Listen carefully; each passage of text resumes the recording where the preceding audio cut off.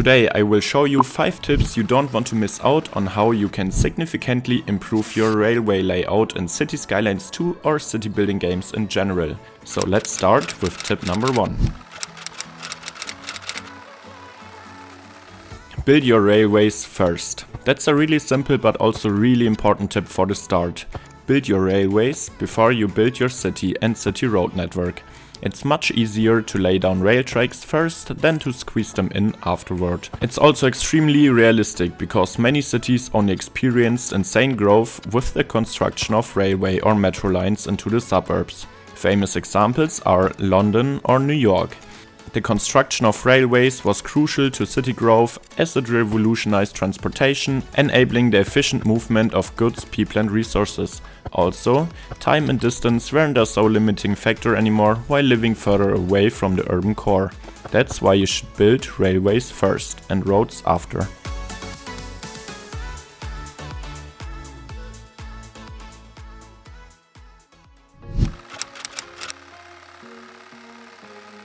Slopes of rail tracks are minimal, so be careful about the slope. You can see the percentage while constructing the track, but it also depends on the train type. Cargo trains allow for less steep inclines than metro trains, for example. But in City Skylines, everything is scaled down by quite a bit anyway, so you don't have to be too strict.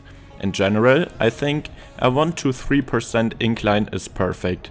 Maybe a bit less for cargo trains, but also a bit more for some metro lines. That means for every 500 meters of track you can go up by 10 meters. That is a good rule of thumb in my opinion.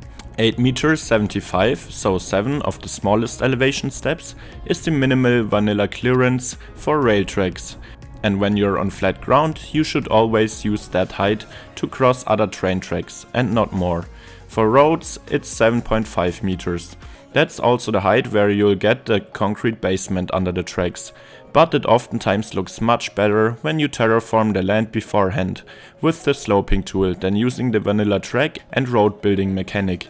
You should also always work with the smaller elevation steps than with the default 10 meters. Like that you'll get much better results, and in the next tip I show you more about great separation. Rail tracks are usually not built on street level. That means they are either over or under it. But I'm speaking here about the inner city. In rural areas, of course, you often have still level crossings, because it's simply much cheaper to build than building overpasses and underpasses everywhere. That is also more common for cargo tracks than passenger rail tracks, because they are ideally not coming as frequently. But when you have a highly frequent train line, it can be really inconvenient and even dangerous to have level crossings. So we have to build over or underpasses and even embankments and trenches. Here I'll show you how to build great looking, great separated train tracks. The embankment has even sound barriers. First, you have to change the terrain to about 8 meters above street level. Every contour line is 1 meter. That means you must count 8 and then you have an ideal height. After that you can place the train track, and if you want to have a super cool looking design, you can add the 1-lane highway road next to the train tracks and later upgrade it with sound barriers. This is of course much easier with mods, but also totally doable without them. Then you can use the cut and fill mechanic to get a small retaining wall next to the road, smooth everything out and decorate it with bushes and trees. And you'll have a super cool looking embankment that can run through your dense urban core.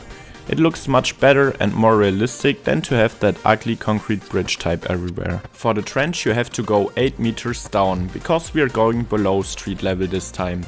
Use the lower and higher terrain tool and click with the right mouse button to the ground. But don't forget to lower the strength so you won't dig a hole to the earth's core. Then count the contour lines and use the flatten terrain tool to dig a trench at -8 meter. After that you can place down your rail tracks. For that extra cool look, I suggest using the footpath to also get some retaining walls inside the trench here and there.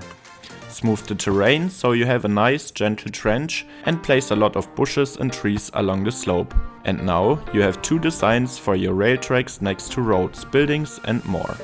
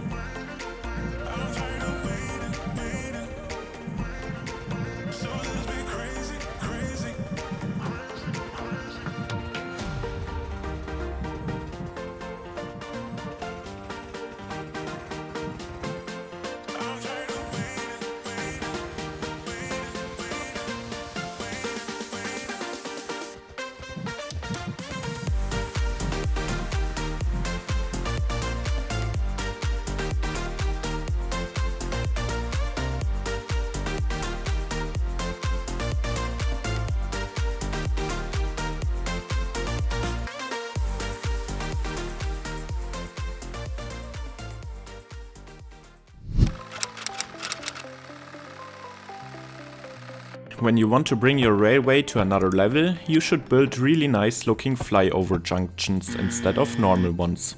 They are boring and can also cause some conflicts because we have different directions that cross each other. Instead, you should build a flyover. They are not only looking much better, but are also safer and don't cause train traffic jams because of waiting trains. For that, we need one-way tracks that split off of the original track and merge back together on a new two-way track. Drag a bridge across the existing track first and slope the terrain towards the new bridge for a gentle ramp.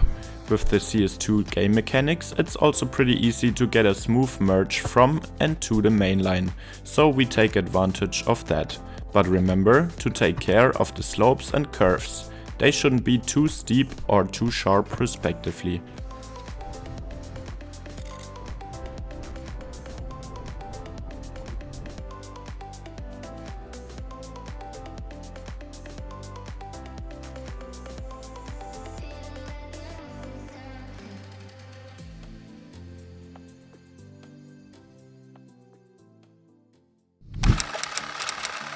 Of course, we won't have flat ground the whole time, so what should we do with difficult terrain? Follow the contour lines. Take the sloping tool and flat out the ground along the contour line.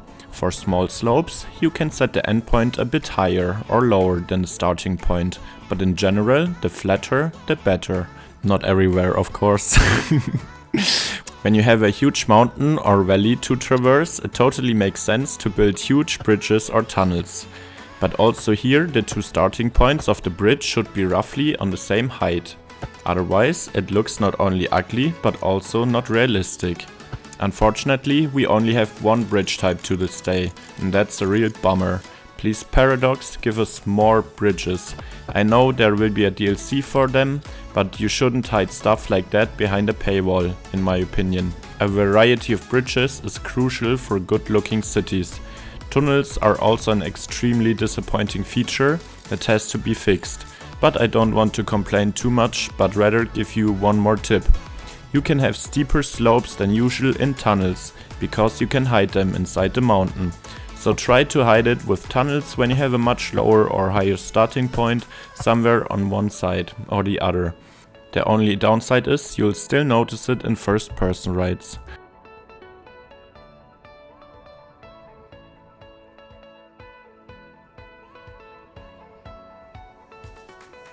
For more tips and tricks around all different topics, you can check out the playlist or my TikTok and Instagram accounts. If you want to support me further, I would be really happy if you decide to support me on Patreon. There you'll get extra content and a safe game access to the series of the background footage. Thanks for watching and ciao ciao for now.